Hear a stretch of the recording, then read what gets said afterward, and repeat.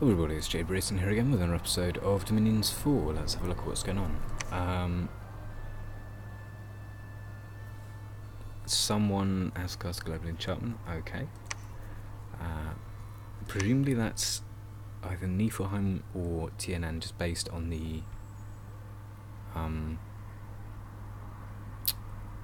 paths involved, because that looks like some kind of weird high Dominion, maybe blood or fire or something spell. Anyway, alright, it's Battle of Pania, where we didn't intercept the enemy army, which is weird. We lost a bunch of Marcators, who cares? And then a battle in Troll Peaks, where I guess we just completely missed their army then. Okay, that's weird, but that's how it goes. So here is their pretender, Devi of Good Fortunes. They have Astral 2. Oh dear, oh dear. Right, well, they are going to be terminated. So, there we go. Over in El Hill, we killed some guys and took their province, and we lost the province that we took to the east of our position, over in by Niflheim, one of their old territories.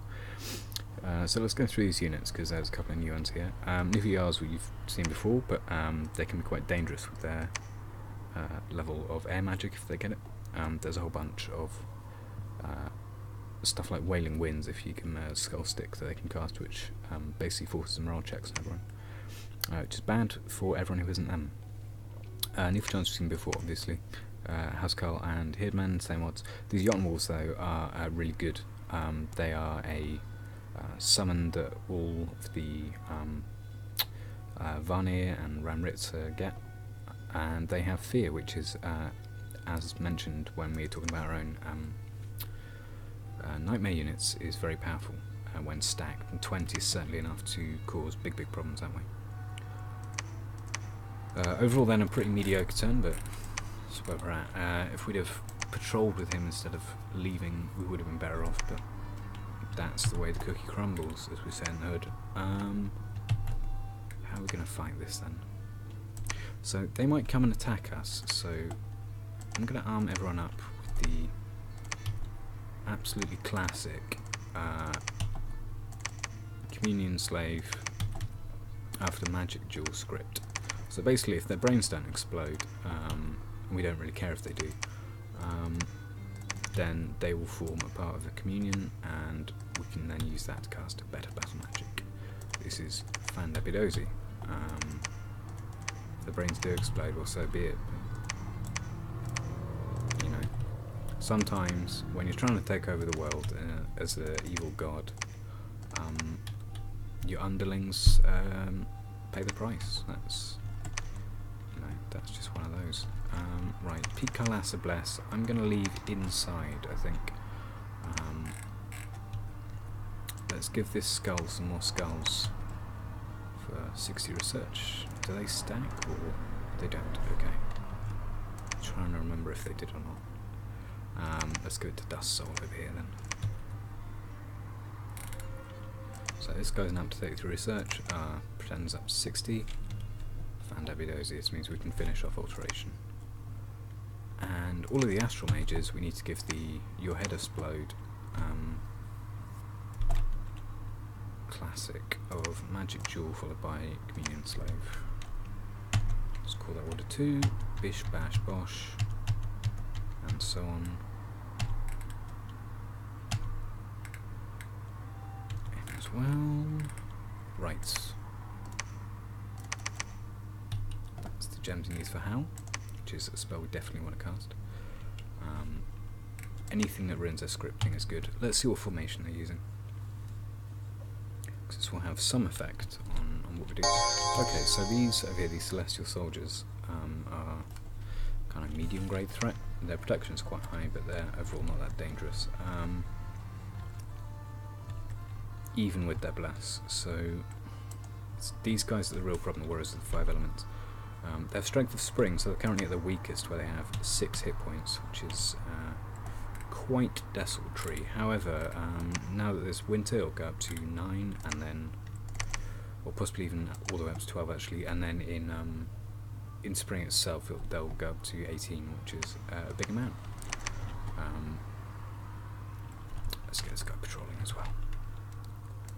So what do you want to do with these guys?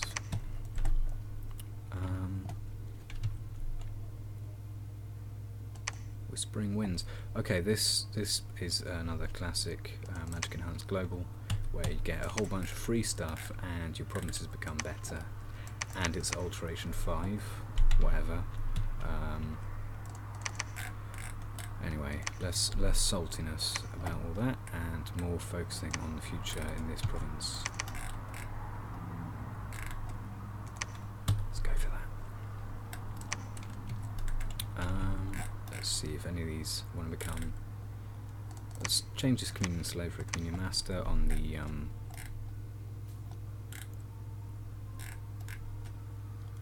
Guru. This will allow them to cast, if anyone lives, some quite useful battle magic, so that'll be good. And if they don't live, so be it.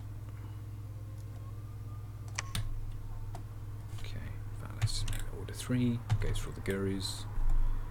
There we go. So there's probably going to be a couple of slaves, maybe enough for an extra level, and to take the fatigue hit for them. After that, who knows what will happen. So Alteration level 5 in terms of nature magic, which is what they'll be able to cast. Wooden Warriors, I guess, they'll already be able to do, but just adds to the access to that. Poison Cloud, somewhat handy, I guess. Not really much going on. Once you get to 7 and you can cast Storm of Thorns, then it becomes very, very strong to have your Guru in a Battlefield Communion. And then of course every enchantment got Relief, which is a very important spell for any nation really, just to keep on trucking. This guy over here is the guy who's going to cast Arifin, which is quite important against that many archers, certainly. Ambapara we will have cast. Not really sure. Let's have a look at what would make any sense. Rain is potentially quite a good third turn spell. I'm not going to cast it before then because it might interfere with the casting fatigue on Phoenix Power and then Flaming Arrows, but yeah, let's do that. Let's have it the third turn. So we'll go first turn, Liquid Body for herself. Second turn, basically Liquid Body just mitigates the amount of damage you take. Second turn we'll go for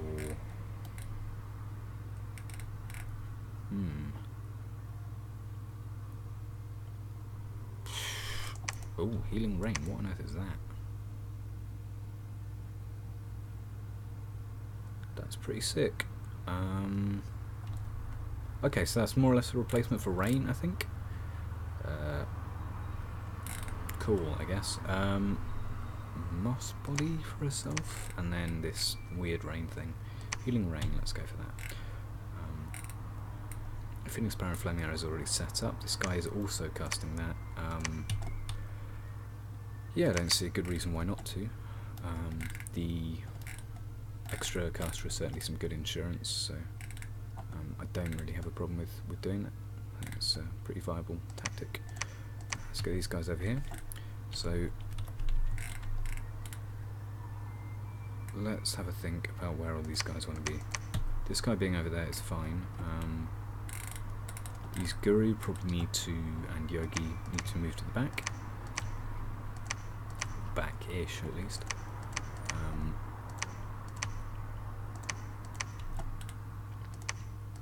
Let's go for that.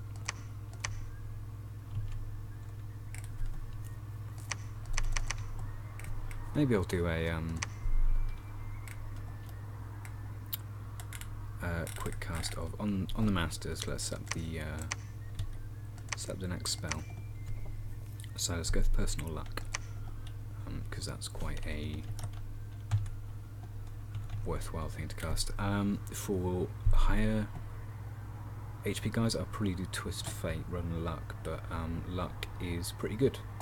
It's a 75% chance to live after taking any deadly damage, and because it's going to pass to our Communion Slaves, it should be quite useful. The other thing we might want to script on Guru is personal regeneration, which is another very handy spell just to have. Due to the way that fatigue works, eventually it chips away your hit points. Since we don't really want that, casting personal regen afterwards is pretty wise, I think. And let's have this guy hold onto the weird stick that gives everyone some more magic, I guess. Yeah, why not you? The chosen one. Right. Over here, let's do this. Try and find some kind of arrangement where we can make use of this stuff. Let's go into this province here. Azor's Red Raptors are not up for rebidding, which is handy because I'm pretty skin. This had no defense, I guess. Yeah, taken over. Sure, why not attack rear on that? I'm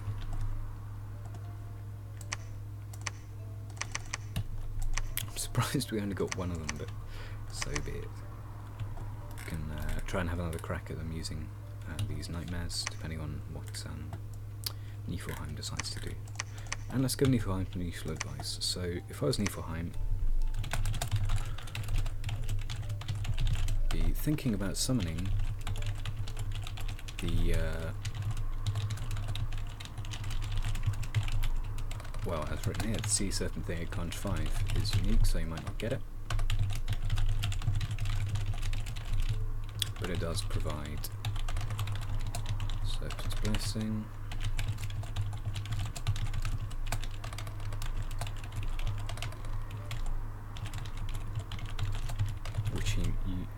Which he might find handy against Katis, which will almost certainly be using Foul Vapours.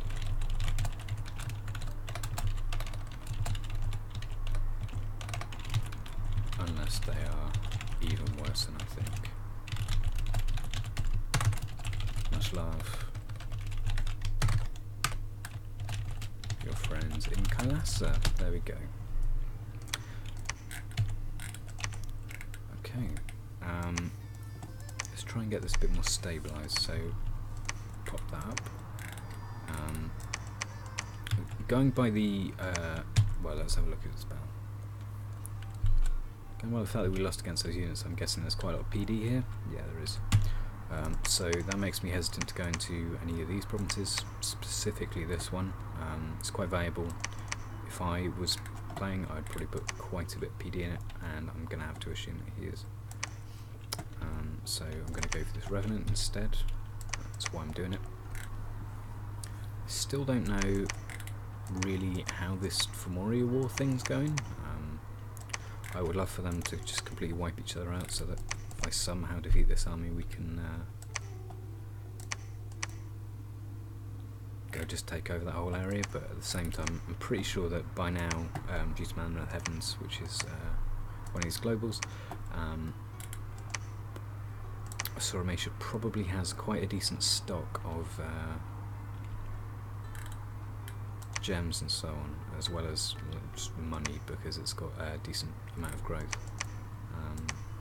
So yeah, we'll have to see how that goes. Anyway, I think we're more or less done for this turn. So going forward,